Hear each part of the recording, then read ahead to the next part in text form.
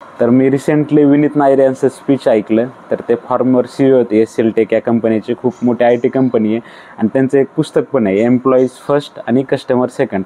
तर त्यांनी त्यांच्या लहानपणीची एक गोष्ट सांगितली त्या स्पीचमध्ये. तर काय झालेलं, विनीत नायर आणि त्यांचे मित्र क्रिकेट खेळत असते. तर त्यांचा एक मित्र काय करते, त्यांच्या शेजारच्या खिडकीची काच तोडते आणि हे फिल्डिंग करत असल्यामुळे बॉल घ्यायला हे विनीत नायर जातात.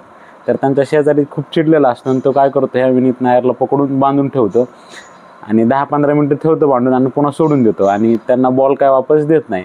तर हे बाहेर येतात. तर मग हे यांचे मित्र ह्यांना चिडवायला लागतात आणि मग काय होतं, हे रडायला लागतात. तर हे सगळं दृश्य त्यांच्या एक शेजारी लेडीज असतात, तर ते बघत असतात. म्हणजे ते पण त्याच कॉलनीत राहत असतात. तर त्या त्यांना बोलून घेतात. तर ते विचारतात की म्हणजे काय झालं.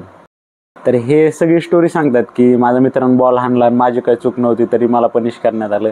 तर ते म्हणतात की what you are going to do about it.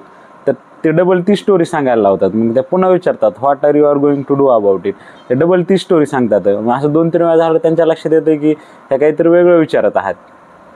तर त्यांच्या लक्षात येतं की त्या लेडीला काय म्हणायचं आहे. ते जातात, तर तिथली एक वीट घेतात, शेजाऱ्याची खिडकी फोडतात, जाऊन रिंग बेल वाजवतात आणि त्यांना सांगतात की मगाची खिडकी मी नव्हती तोडली आणि आत्ताची मी तोडली, ही मी तोडली आणि मला ऑलरेडी पनिशमेंट भेटली. तर ह्यावेळेस त्यांचा शेजारी चिडत नाही. ते शेजारी त्यांना मदत घेतो, त्यांचा बॉल पण वापस करतो आणि त्यांना केक पण खायला देतो यावेळेस.